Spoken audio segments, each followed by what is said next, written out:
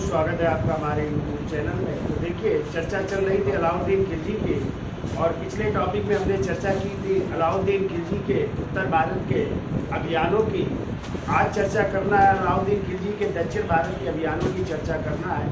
लेकिन चर्चा करने से पहले उत्तर भारत के अभियानों की आपसे चर्चा कर लेते हैं, कुछ क्वेश्चन पूछ लेते हैं।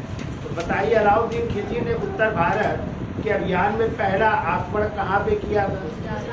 गुजरात में किया था। कब किया था? 1298 ईस्वी में। ठीक है। किसके नेतृत्व में सेना भेजी गई थी? नसरत खां और उलूग खां के नेतृत्व में। गुजरात के शासक कौन थे उस समय? बघेल राजपूत शासक थे, जिनका नाम था कर्ण। ठीक है। तो कहते हैं कर्ण जो है, जैसे ही आक्रमण हुआ, अपनी बेटी किसको, देवल देवी को लेकर के कहाँ भाग गए थे? देवगिरी भाग गए थे। ठीक है। तो वहां से उनकी पत्नी प्राप्त हुई थी, जिनका नाम था कमला देवी। तो कमला देवी को दिल्ली लाया गया, और कमला देवी से किसने विवाह कर लिया था? अलाउद्दीन खिलजी। इसके अलावा नसरत खां को जो है गुजरात से एक हिजड़ा मिलता है। ठीक है। और उस हिजड़े को उन्होंने कितने दिनार में खरीदा था? 1000 दिनार में। और उस हिजड़े का क्या नाम था? मलिक काफूर। इसीलिए मलिक काफूर को और किस नाम से जानते हैं? 1000 दिनारी के नाम से भी जाना जाता है। उसको सेना में भर्ती किया गया, और फिर जो है वो दक्षिण के सभी अभियान उसी के नेतृत्व में किए जाएंगे, भी हमने बताया था। फिर अलाउद्दीन खिलजी का अगला अभियान था कौन सी विजय? रणथंभौर की विजय। और रणथंभौर के शासक कौन थे उस समय? अमीर देव थे। ठीक है। तो कहते हैं अमीर देव पराजित हुए, मारे गए। तो उनकी पत्नी, जिनका नाम था रंगा देवी, उन्होंने अग्नि जौहर व्रत का पालन किया था, यानी अग्नि में कूद करके क्या कर ली थी? आत्महत्या कर ली थी। और उनकी बेटी थी, जिनका नाम था पद्मला देवी, उन्होंने जल जौहर व्रत का पालन किया था, यानी जल में कूद करके आत्महत्या कर ली थी। तो ये राजस्थान का प्रथम साका कहलाता है। क्या कहलाता है? हाँ, यानी ऐसी घटना, जौहर व्रत का पालन करना, राजस्थान का पहला साका कहलाता है। फिर हमने आपको बताया था 1303 ईस्वी में फिर अलाउद्दीन खिलजी ने आक्रमण किया था। कहाँ पे? चित्तौड़। और चित्तौड़ के राजा कौन थे? रतन सिंह। और उन्हीं की पत्नी थी, जिनका नाम था पद्मनी या पद्मावती थी, जिसका उल्लेख मलिक मोहम्मद जायसी ने अपनी पुस्तक किसमें किया है? पद्मावत में किया है। ठीक है। और कहते हैं इस युद्ध में जो है रानी पद्मावती ने भी जौहर व्रत का पालन किया था। और इसी अभियान में जो है एक लेखक गया था, कौन? अमीर खुसरो भी गया था। ठीक है। और हमने आपको बताया था चित्तौड़ का नाम बदल करके अलाउद्दीन खिलजी ने अपने बड़े पुत्र खिरज खां के नाम पर इसका नाम क्या रख दिया था? खिरजाबाद रख दिया था। ये अभियान कब हुआ था? 1303 ईस्वी में। फिर इसके बाद हमने आपको बताया था मालवा का अभियान किया 1305 ईस्वी में। फिर जालौर अभियान कब किया? 1306-7 ईस्वी में। और इसके बाद शेवान की विजय की थी कब? 1308 ईस्वी में। तो ये सब उत्तर भारत के अभियान थे। चर्चा कर लेते हैं दक्षिण भारत के अभियानों की। देखो, दक्षिण भारत के जो अभियान थे, इनका उद्देश्य था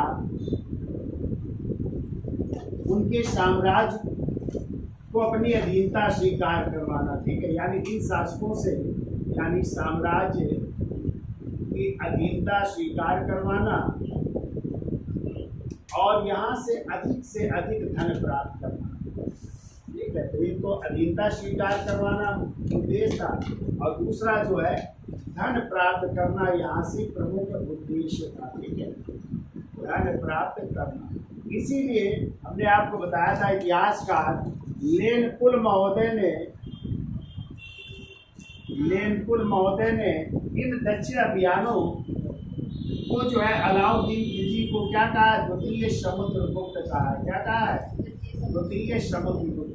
क्योंकि समुद्रगुप्त की भी नीति क्या थी? दक्षिण भारत के राज्यों को अपनी अधीनता स्वीकार करा करके उनके राज्य को पुनः वापस कर देना नीति थी ना। तो वही नीति किसकी थी? अलाउद्दीन खिलजी की। तो उसने दक्षिण भारत के राज्यों को अपनी अधीनता स्वीकार करवाई, और उनके राज्य को पुनः उन्हें वापस कर दिया था। ठीक है। किसी को मिलाया नहीं था अपने साम्राज्य में। मेन उद्देश्य क्या था? धन को लूटना। ठीक है। तो देखिए, पहला अभियान कहाँ पे कर रहे हैं? तो पहला अभियान कर रहे हैं देवगिरी। तो हेडिंग डाल दीजिए देवगिरी अभियान। देवगिरी अभियान। और देवगिरी अभियान हो रहा है 1307 ईस्वी में। 1307 ईस्वी में देवगिरी अभियान हो रहा है। तो देखो,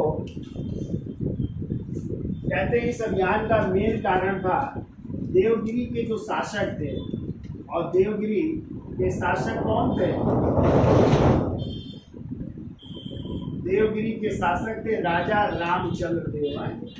राजा रामचंद्र देव। और कहते हैं इन्होंने जो है 2 वर्षों से टैक्स नहीं भेजा था। जो राजस्व था वो इन्होंने नहीं भेजा था, टैक्स नहीं भेजा था। और इसका कारण था, तो आप लोग पीछे पढ़े थे कि अलाउद्दीन खिलजी ने पहले भी देवगिरी की विजय की थी ना, तो टैक्स देने का वादा किया था ना रामचंद्र देव ने कि हम प्रतिवर्ष जो है टैक्स भेजेंगे। लेकिन पिछले 2 वर्षों से उन्होंने वहां से राजस्व नहीं भेजा था। इस कारण जो है अलाउद्दीन खिलजी ने यहाँ पे अभियान किया। और इस अभियान का नेतृत्व सौंपा गया था मलिक काफूर को। किसको सौंपा गया? मलिक काफूर को। तो कारण क्या था? देवगिरी के शासक राजा रामचंद्र द्वारा 2 वर्षों से टैक्स ना भेजना। ठीक है, तो देखिए 1307 ईस्वी में मलिक काफूर के नेतृत्व में 1307 ईस्वी में मलिक काफूर के नेतृत्व में देवगिरी पर आक्रमण किया। देवगिरी पर आक्रमण किया।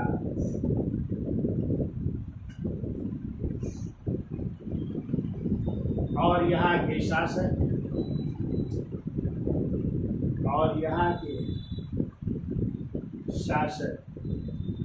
रामचंद्र देव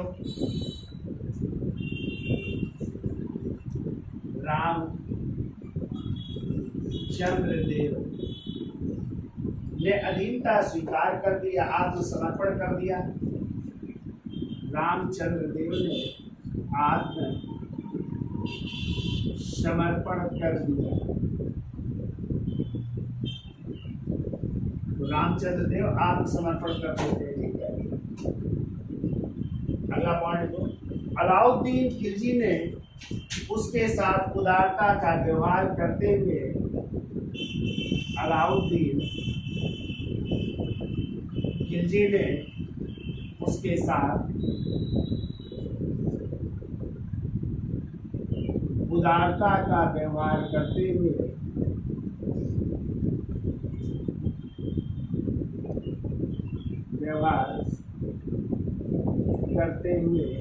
एक उपाधि दे रहे हैं इनको। कौन सी? राय रायान की है। राय रायान की उपाधि देते हुए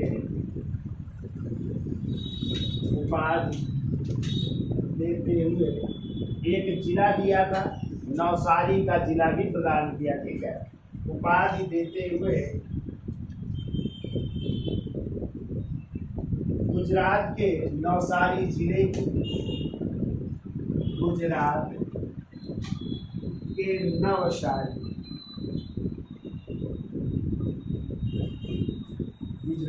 नवसारी जिले की जागीर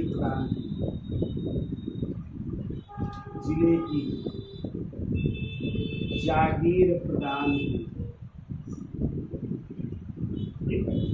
कौन सी उपाधि? राय रायान की उपाधि दी जा रही है। और कहाँ की जागीर दी जा रही है?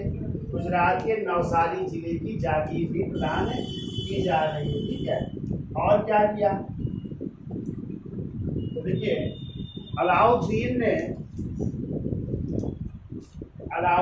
ने रामचंद्र देव की पुत्री, इन्हीं रामचंद्र देव की बेटी थी, रामचंद्र देव की पुत्री और उस पुत्री का नाम था झल्यपाली रानी। झल्यपाली से विवाह किया और अलाउद्दीन खिलजी ने रामचंद्र देव की पुत्री झल्यपाली से विवाह किया और इन्हीं झल्यपाली का पुत्र शिहाबुद्दीन उमर था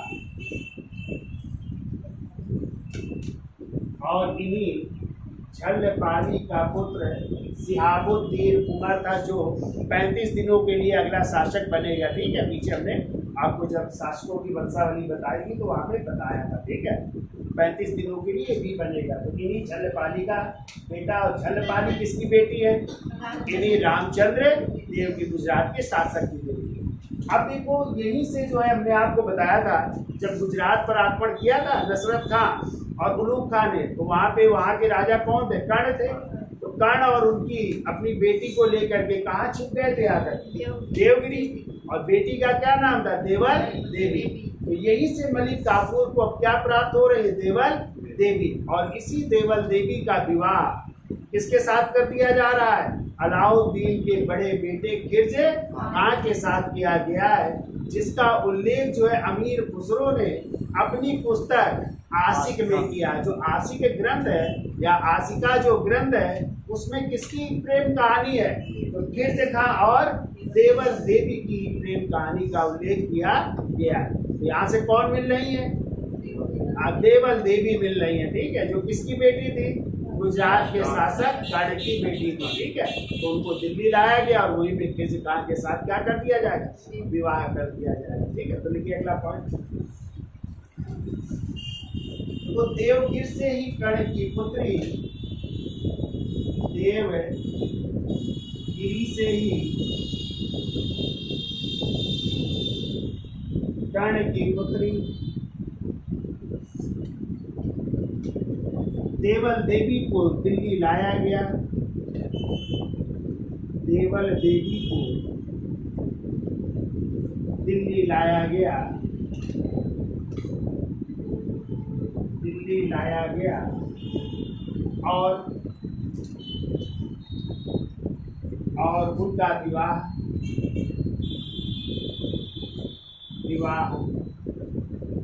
खिरजे खां के साथ कर दिया। खिरजे खां के साथ कर दिया गया। खिरजे खां के साथ कर दिया गया। खिरजे खां के साथ कर दिया। देखो, अमीर खुसरो के ग्रंथ आशिका में लिख लीजिए यहाँ पे, अमीर खुसरो के ग्रंथ आशिका में, कहीं कहीं आशिक मिलेगा, कहीं कहीं आशिका मिलेगा। आशिका में खिरजे खां और देवल देवी के प्रेम प्रसंग का वर्णन किया गया है। खिरजे खां व देवल देवी के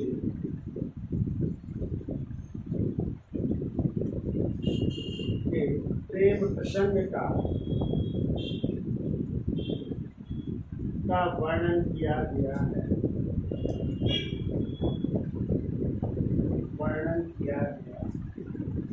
अभी आ जाए यास्का में किसका वर्णन है? तो खिरजे खां और देवल देवी के बीच प्रेम संबंधों को जो है इसमें दर्शाया गया है। ठीक है, तो ये तो विजय हो गई देवगिरी की कब? 1307 ईस्वी में। ठीक है, अब इसके बाद जो है मलिक काफूर अगला अभियान करेगा और वो होगा कहाँ का अभियान? तेलंगाना विजय। ठीक है, और तेलंगाना के शासक होंगे प्रताप रुद्रदेव द्वितीय। ठीक है, तो कहते हैं जब मलिक काफूर जो है सेना लेकर के पहुंचा तो प्रताप रुद्रदेव ने बिना लड़े ही आत्मसमर्पण कर दिया। और कैसे करता है? तो कहते हैं उसने अपनी सोने की एक मूर्ति बनवाता है और उस पर सोने की क्या डालता है? जंजीर डालता है। ठीक है, और उस मूर्ति को क्या करता है? मलिक काफूर को समर्पित करता है कि मैंने अपने आप को क्या कर दिया?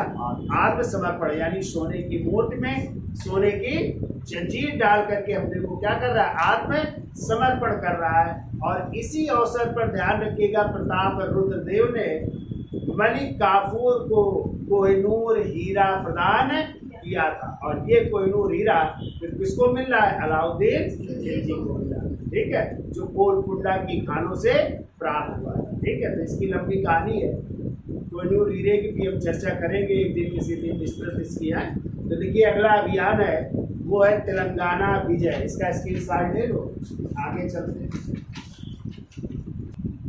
तो देखिए अगला अभियान है अलाउद्दीन खिलजी का, और वो है तेलंगाना विजय। कब हुई थी, 1309 से। यदि क्वेश्चन आ जाए कि अलाउद्दीन खिलजी ने सर्वप्रथम दक्षिण भारत में कहाँ पे आक्रमण किया था, तो आंसर होगा तेलंगाना। लेकिन तेलंगाना का जो अभियान था वो 1303 में किया गया था, लेकिन वो क्या था, असफल था, ठीक है। लेकिन सफल कौन सा रहा, 1307 वाला जो देवगिरी अभियान था। और फिर 1309 में फिर तेलंगाना का अभियान सफल रहता। तो कभी आ जाए कि अलाउद्दीन ने एक शासक बनने के बाद दक्षिण भारत में सर्वप्रथम किस राज्य पर जो है अभियान किया था या किस राज्य पर आक्रमण किया था, तो वो क्या होगा, तेलंगाना। लेकिन वो तेलंगाना अभियान क्या हुआ था, असफल रहा था, जीत नहीं पाया था। और वो अभियान कब हुआ था, 1303 ईस्वी। फिर 9 में उसको सफलता प्राप्त हो रही है, ठीक है। तो एक पॉइंट ये लिखिए पहले, देखो देखिए अलाउद्दीन के समय दक्षिण में सबसे पहला आक्रमण, अलाउद्दीन के समय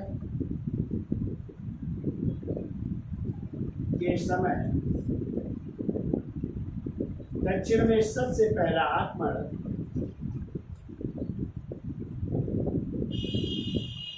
दक्षिण में सबसे पहला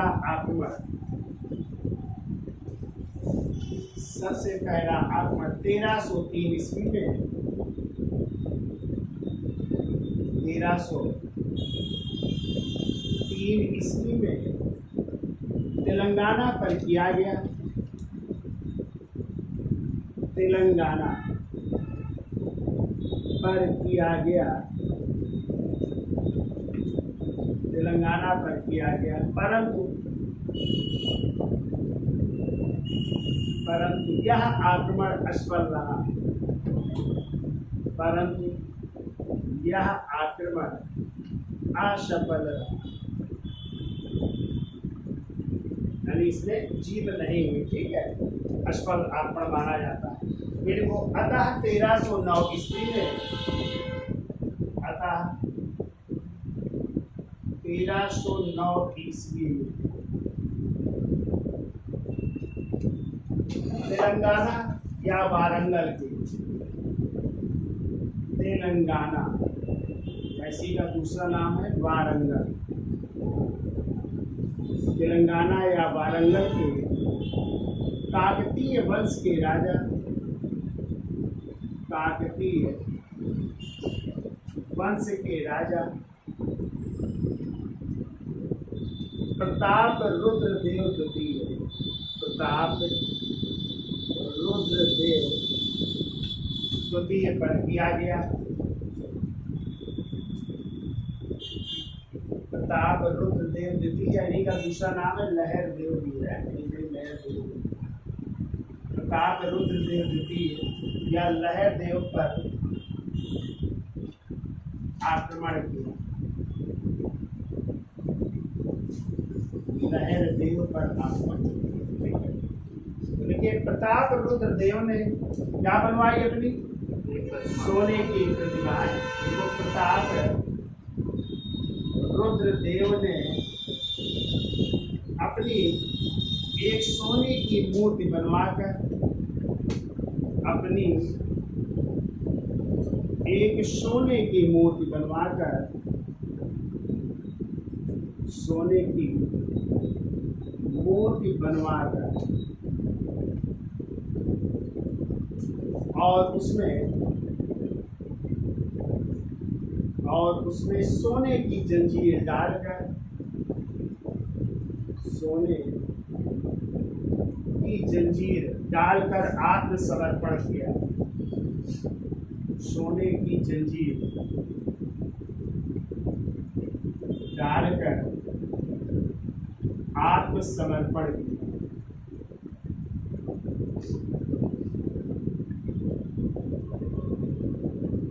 तो सोने की मूर्ति बनवा रहा है और उसमें जो है सोने की जंजीर डाल रहा है और अपने आप को क्या कर रहा है, आत्मसमर्पण कर रहा है। ठीक है, देखो इसी अवसर पर प्रताप रुद्रदेव ने, इसी अवसर पर प्रताप रुद्रदेव ने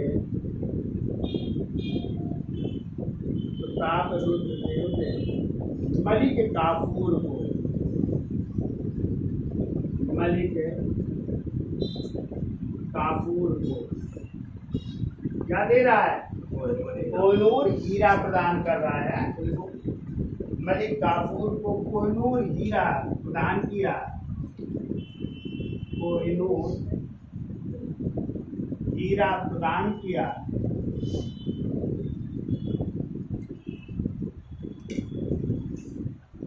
जो गोलकुंडा की खानों से प्राप्त हुआ था, जो गोलकुंडा की खानों से प्राप्त हुआ, खानों से प्राप्त हुआ। ठीक है, गोलकुंडा की खानों से मिला था कोहिनूर हीरा। और बाद में जो है जब मुगल बादशाह बाबर का आक्रमण होगा तो बाबर उनके बेटे हुमायूं, फिर हुमायूं के बाद किसके पास, अकबर की जहांगीर थी, शाहजहां ने कहते अपने मुकुट में उसको जड़वा लिया था। और फिर इसके बाद जो है आप लोगों ने पढ़ा होगा जब उत्तरकालीन मुगल बादशाह मोहम्मद शाह रंगीला का नाम सुना, उसी के समय आक्रमण होगा ईरान के नेपोलियन नादिर शाह का, होता है ना। नादिर शाह ने 1739 में करनाल का युद्ध जीता था ना, और फिर दिल्ली को लूटा था।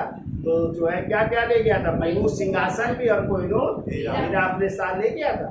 फिर नादिर शाह की जब मृत्यु हुई तो उसका सेनापति अहमद शाह अब्दाली शासक बना, उसने भी भारत पर आक्रमण किया। और आपको पता है अहमद शाह अब्दाली ने पानीपत का तृतीय युद्ध जीता था ना मराठों से 14 जनवरी 1761 को। अब्दाली की जब मृत्यु हुई तो उसके बेटे जमान शाह के पास वो कोहिनूर हीरा आया। जमान शाह के बाद उसका बेटा था सूजा, उसके पास कोहिनूर हीरा आया। तो कहते सूजा जब काबुल का शासक था तो उसके भाई ने उसको गद्दी से हटा दिया। तो बेचारे लाहौर में निर्वासित जीवन व्यतीत कर रहे थे। और उस समय पंजाब के राजा थे महाराजा रणजीत सिंह। जब उनको पता चला तो उन्होंने जो है सूजा की मदद की और उसको काबुल की गद्दी पर बैठाया। तो इसी कारण जो है सूजा ने वो कोहिनूर हीरा किसको प्रदान कर दिया, महाराजा रणजीत सिंह। देखो फिर भारत आ गया, महाराजा रणजीत सिंह के पास आ गया कोहिनूर हीरा। फिर रणजीत सिंह की जब मृत्यु हुई तो उनके बेटे बने क्रमशः, तो नैनिहाल सिंह, शेर सिंह और खड़क सिंह। और बाद में जो है दिलीप सिंह राजा बने, उनके बेटे हैं। तो दिलीप सिंह छोटे थे, उनकी माँ थी जिंदन बाई, जो उनकी क्या बनेगी, संरक्षिका बनेगी। फिर आपको बताया कि अंग्रेजों से और पंजाब में सिखों से युद्ध होगा। पहले प्रथम आंग्ल सिख युद्ध 1845-46 में, फिर दूसरा आंग्ल सिख युद्ध होगा 1849 में। और उस समय लॉर्ड डलहौजी गवर्नर जनरल होगा। और लॉर्ड डलहौजी ने 1849 में क्या किया, पंजाब को भारत में, पंजाब को जो है ब्रिटिश साम्राज्य में मिला लेता है। ठीक है, पंजाब का विलय कर लेता है। और जो दिलीप सिंह होते, उनकी माँ होती जिंदन बाई, उनको पेंशन दे दी जाती है और कहा जाता है अपने बेटे दिलीप सिंह को लेकर के इंग्लैंड चले जाइए, पूरा खर्च जो है ब्रिटिश सरकार वहन करेगी। और उनसे बदले में जो है क्या प्राप्त कर लेते हैं, कोहिनूर हीरा प्राप्त कर लेते हैं। और बाद में वो हीरा कहाँ भेज दिया जाता है, लंदन। तो कहते हैं वर्तमान में या तो जो अभी तक महारानी थी ना एलिजाबेथ टेलर द्वितीय, अब तो कौन हो गए वहाँ के राजा, चार्ल्स तृतीय, उनके बेटे हो गए। कहते हैं उन्हीं के जो राजमुकुट है उसमें या तो जड़ित है या फिर लंदन में जो म्यूजियम है वहाँ पे ये रखा है। भारत कई वर्षों से तब से मांग कर रहा है लेकिन अभी तक प्राप्त नहीं हुआ। तो ये है कोहिनूर हीरे की कहानी। ठीक है, कैसे ब्रिटिश या अंग्रेजों के पास चला गया। ठीक है, अब देखिए अगला अभियान है और वो हेडिंग डाल दीजिए होयसल विजय। अगली विजय डालिए होयसल विजय, होयसल विजय। और ये विजय हो रही है 1310 ईस्वी में। ठीक है, देखो 1310 10 ईस्वी में विजय हो रही है। तो होयसल कर्नाटक में पड़ता है, मैसूर के पास है, ठीक है। और यहाँ के शासक थे वीर बल्लाल तृतीय। कौन थे? वीर बल्लाल तृतीय। तो देखो मलिक काफूर ने, मलिक काफूर ने कर्नाटक के मैसूर में होयसल वंश के राजा या होयसल साम्राज्य के राजा, होयसल साम्राज्य के राजा वीर बल्लाल तृतीय को पराजित किया। वीर बल्लाल तृतीय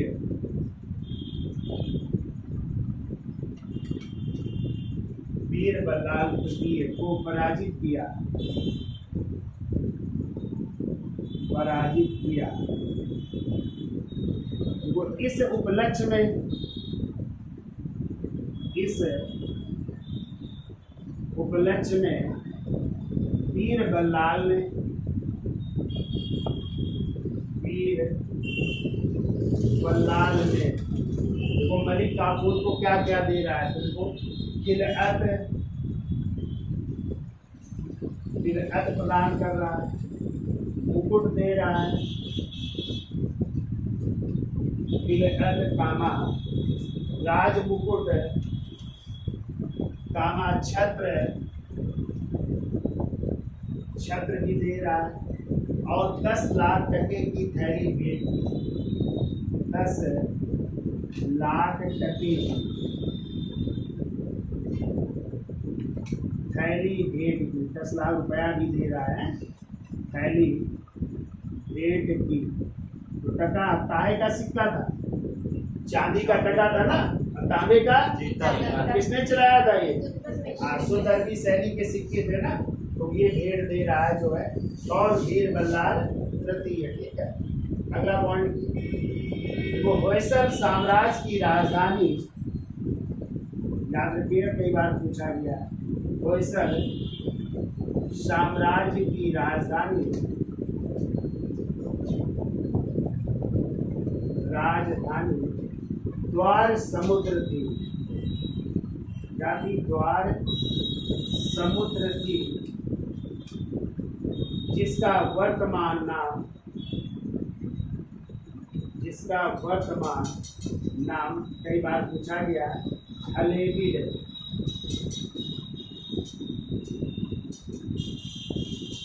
जिसका वर्तमान नाम हलेबीड है, जिसका वर्तमान नाम हलेबीड है।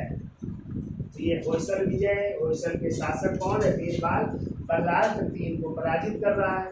और जब पराजित हुए तो वीर बल्लाल ने क्या क्या प्रदान किया? खिलअत दिया, एक मुकुट दिया, छत्र दिया और 10 लाख टके की थैली भेंट। और इस होयसल साम्राज्य की राजधानी क्या थी? द्वार समुद्र, जिसका वर्तमान नाम क्या है? हलेबीड है, ठीक है, वर्तमान नाम हलेबीड, ठीक है। अब देखिए अगली विजय है और वो है पांड्य विजय, या इसी को कहते हैं मदुरा विजय, क्योंकि मदुरा के ही शासक कौन थे? पांड्य। और कहते हैं धन की दृष्टि से यह सबसे सफल आक्रमण माना जाता है मलिक काफूर का, ठीक है। तो इसका स्क्रीनशॉट ले लो, फिर आगे चलते हैं। तो हेडिंग डाल लीजिए मदुरा विजय। तो देखिए मलिक काफूर का अगला अभियान है कौन सी विजय? मदुरा विजय, इसी कहते हैं पांड्य विजय, ठीक है। तो कहते हैं जब मलिक काफूर ने 1311 में मदुरा पर आक्रमण किया, उस समय वहां के शासक थे मारवर्मन कुलशेखर। कौन थे? मारवर्मन कुलशेखर। कहते उसी समय उनकी मृत्यु हुई थी, यानी 1311 में उनकी मृत्यु हो जाती है। तो उनके पुत्र और उनका एक जो है कह सकते, एक तो बेटा औरस बेटा था और एक जो है उनका जो है कह सकते हैं दासी का बेटा था, यानी अवैध बेटा था, ठीक है। और उनका नाम था, एक का नाम था सुंदर पांडे और एक का नाम था वीर पांडे। तो कहते दोनों भाइयों के बीच जो है यहाँ की गद्दी के लिए या मदुरा की गद्दी के लिए संघर्ष होता है, ठीक है। और इसी संघर्ष का फायदा उठाते मलिक काफूर और उन्होंने फिर एक भाई को गद्दी पर बैठाया और वहां से बहुत सा धन प्राप्त करते हैं। तो कहते हैं इसी अभियान के समय जो है मलिक काफूर पहली बार जो है रामेश्वरम तक गया था। कहाँ तक गया था?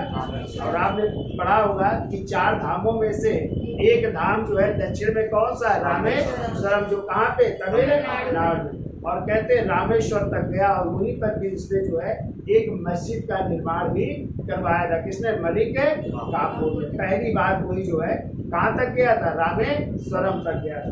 और कहते हैं धन की दृष्टि से जो है ये सर्वाधिक विजय मानी जाती थी। यहाँ से बहुत सा धन प्राप्त हुआ और इसका उल्लेख जो है आप लोगों ने सुना होगा मार्को पोलो का नाम। तो मार्को पोलो ने भी यहाँ की धन की संपन्नता का वर्णन किया है और मार्को पोलो ने जो है मदुरा राज को माबर राज कहा है। क्या कहा है?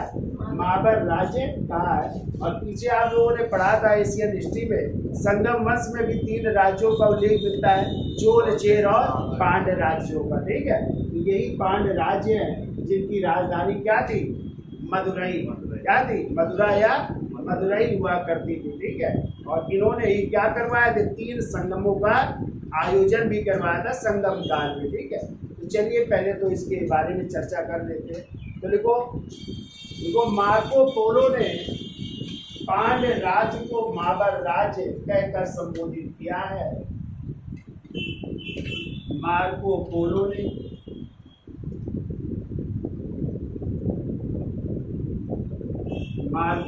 ने पांड्य राज्य को माबर राज्य कहकर संबोधित किया है और यहाँ की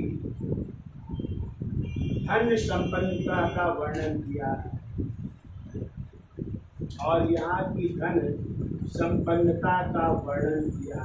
बहुत ही धन था यहाँ पे, धन संपन्नता का वर्णन किया है। इसलिए मार्को पोलो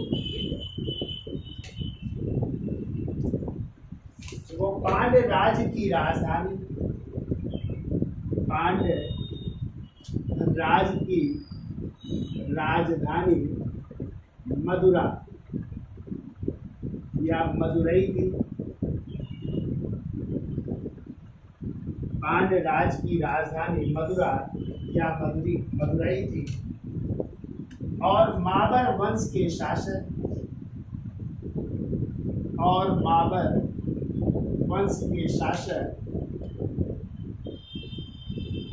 मार विजय कुलशेखर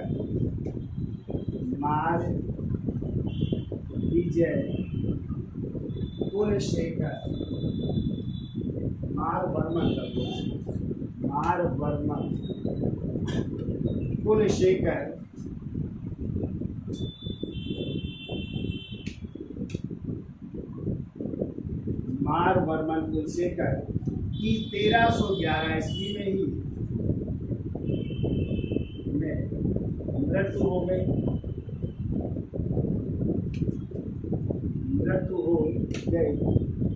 अतः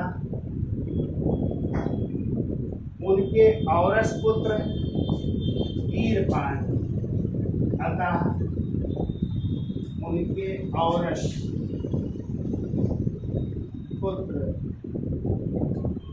उसका नाम था वीरपांड्य। औरस पुत्र वीरपांड्य और अवैध औरस पुत्र थे सुंदर पांड्य और अवैध पुत्र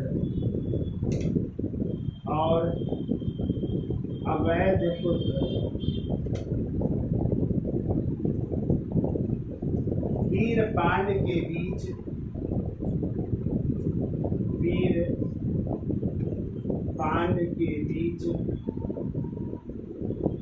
सत्ता के लिए संघर्ष हुआ।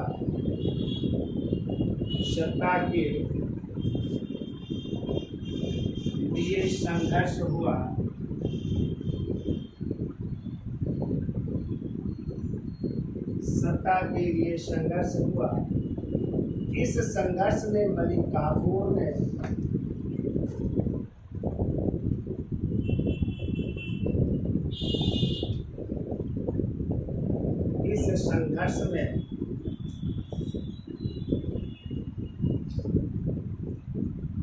संघर्ष में मलिक काफूर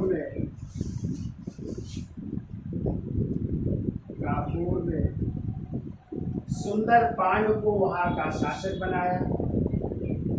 सुंदर पांडु को वहां का शासक बनाया। वहां का शासक बनाया।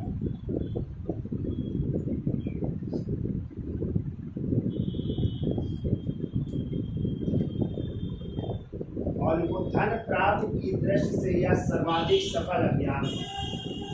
और धन प्राप्ति की दृष्टि से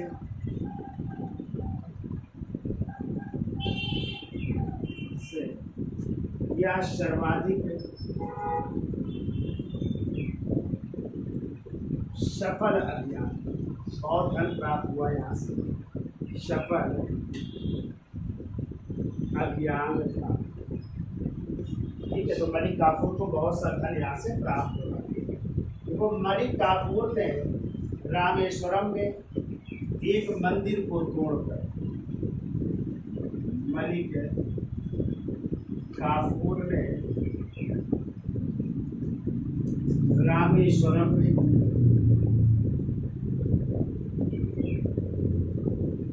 एक मंदिर को तोड़कर, एक मंदिर को तोड़कर मस्जिद का निर्माण करवाया। मस्जिद का निर्माण करवाया, यानी कहते हैं कि रामेश्वरम तक भी गया था। क्वेश्चन आता है, ठीक है, मंदिर का तोड़वा करके मस्जिद का निर्माण करवाया। देखो, इन दक्षिण अभियानों में, इन दक्षिण अभियानों में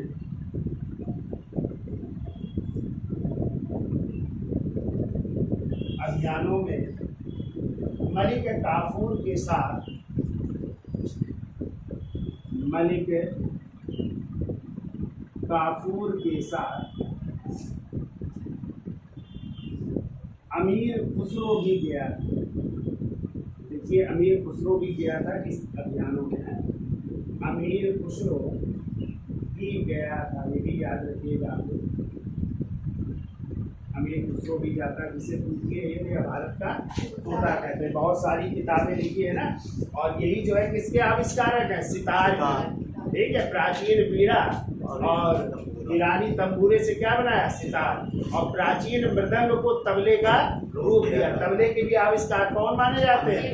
और सितार के भी आविष्कार कौन माने जाते हैं? और इनका जन्म हुआ था एटा जिले के पटियाली गांव में हुआ था। ठीक है, और अगला लिख लीजिए। देखिए, दक्षिण भारत के राज्यों में आक्रमण का उद्देश्य, दक्षिण भारत के राज्यों में आक्रमण का उद्देश्य, आक्रमण का उद्देश्य धर्म और विजय लालसा दोनों, धन एवं और विजय लालसा दोनों, यानी धन भी प्राप्त करना और विजय भी प्राप्त करना, ये दोनों आक्रमण के उद्देश्य थे।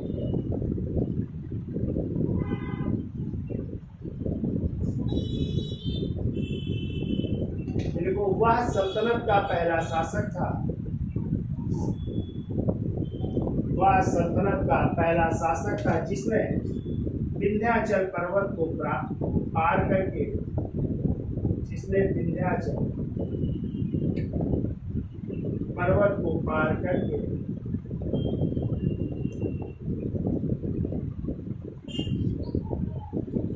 दक्षिण भारत का अभियान किया। दक्षिण भारत का अभियान किया। विंध्याचल पर्वत को पार करके दक्षिण भारत को जीतने का प्रयास किया है। दक्षिण भारत पर आक्रमण। अब देखिए, अंतिम अभियान लिख लो दक्षिण भारत का, तो पुनः देवगिरी अभियान। हेडिंग डाल लीजिए पुनः देवगिरी अभियान। और पुनः देवगिरी पर अभियान होता है 1313 ईस्वी में, 1313 ईस्वी। क्यों अभियान किया गया? तो आपको पता है यहाँ के राजा कौन थे? रामचंद्र देव। तो कहते हैं रामचंद्र देव की मृत्यु हो गई, ठीक है। और मृत्यु के बाद उनका बेटा बन गया कौन? शंकर देव। कौन बन गया? शंकर देव अगले शासक बन गए। तो कहते हैं शंकर देव ने जो है ना तो वहाँ पे राजस्व भेजना शुरू किया और अपने को स्वतंत्र घोषित कर लिया, ठीक है। यानी दिल्ली से अपने को क्या कर लिया? स्वतंत्र घोषित कर लेता है। इस कारण यहाँ पे अभियान किया गया और शंकर देव को मृत्यु दंड दे करके उनके बहनोई या कह सकते हैं रामचंद्र देव के दामाद हरपाल देव को वहाँ का शासक बनाया जाता है, ठीक है। तो लिख लीजिए, एक लाइन में है, लिख लो। देखो 1313 ईस्वी में रामचंद्र देव की मृत्यु के बाद 1313 ईस्वी में रामचंद्र देव की मृत्यु के बाद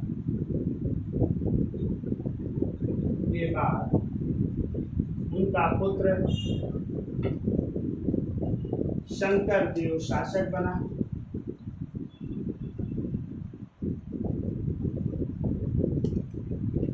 उनका पुत्र शंकर देव शासक बना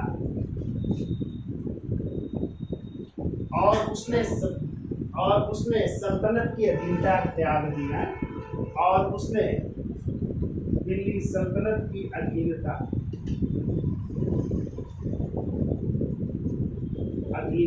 त्याग दी। हम दिल्ली के अधीन नहीं रहेंगे, अपने को स्वतंत्र घोषित कर दिया। उसने दिल्ली सल्तनत की अधीनता त्याग दी। अतः मलिक काफूर ने पुनः देवगिरी पर आक्रमण कर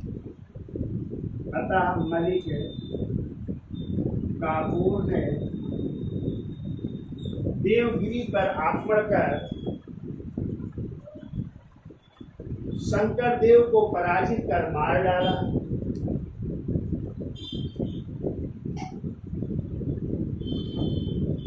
शंकर देव को पराजित कर मार डाला।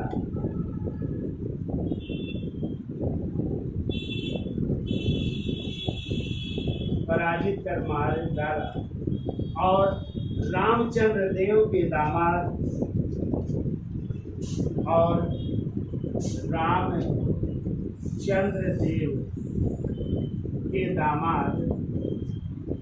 हरपाल देव को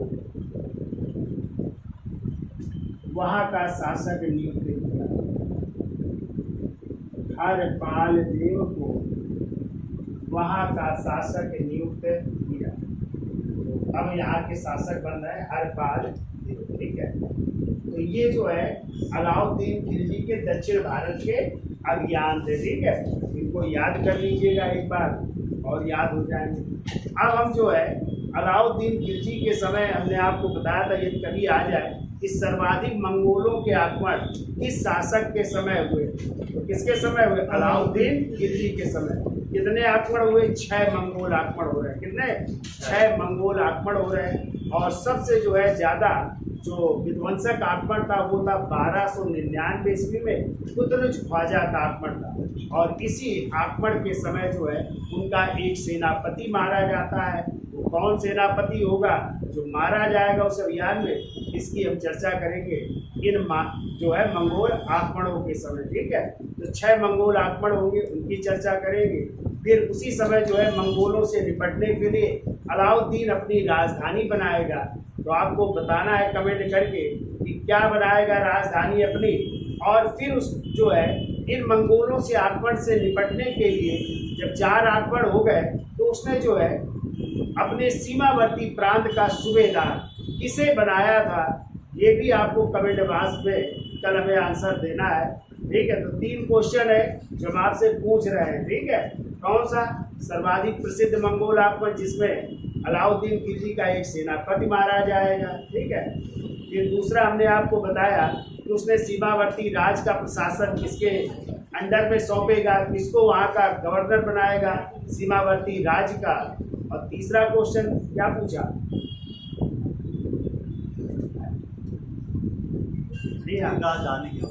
हाँ, अपनी राजधानी किसको बनाएगा मंगोलों के आक्रमण से निपटने के लिए। ठीक है, ये 3 क्वेश्चन है और 3 क्वेश्चन के आंसर हमें कल के जो है जब हम पढ़ाएंगे तो मिलने चाहिए। ठीक है, फिर उसका आंसर हम लेंगे जो सही बताएगा बच्चों का। ठीक है, तो आज के लिए इतना रखते हैं। तो वीडियो अच्छा लगा तो लाइक शेयर और सब्सक्राइब करिए। धन्यवाद।